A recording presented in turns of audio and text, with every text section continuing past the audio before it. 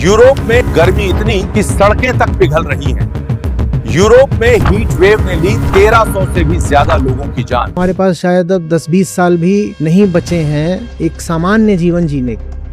शायद अब आखिरी 2 साल हैं जिसमें आप कुछ कर भी सकते हो इस क्राइसिस को मिटिगेट करने के लिए। जहां है वहां भी रोकने के लिए बस 2 ही साल बचे हैं। अब तापमान सिर्फ इसलिए बढ़ेगा क्योंकि तापमान बढ़ा हुआ है। आप इस तरह के एक स्पाइरल में एंटर कर चुके हो।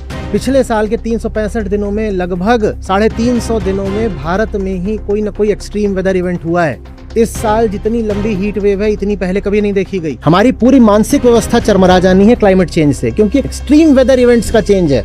हत्या, हिंसा, तमाम तरह के अपराध बहुत बढ़ जाने हैं। पूरी पृथ्वी को बुखार आ गया, तप रही है, इंसान भी तपेगा।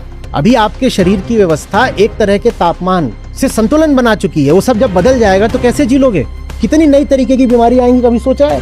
वो पीढ़ियां बीत गई जिन्होंने पृथ्वी पर किसी तरीके का संतुलन देखा था। आसमान आग उगलेगा, पृथ्वी इस सिरे से बंजर हो जानी है, शहर ही नहीं देश के देश डूब जाने हैं। क्लाइमेट माइग्रेशन इस सदी की बड़ी से बड़ी त्रासदियों में होगा।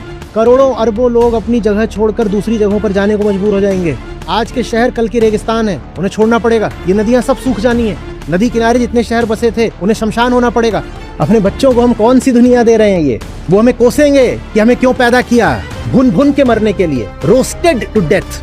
ये है आने वाली पीढ़ी का भविष्य। अगर कुछ मुट्ठी भर इंसान बच गए तो वो हमारी पीढ़ी से पूछेंगे कि तुम कितने बेवकूफ लोग थे यार। तुम राजनीति में घुसे हुए थे, तुम तूतू मैमे में घुसे हुए थे, तुम खेल, कॉमेडी, मनोरंजन इसमें घुसे हुए थे।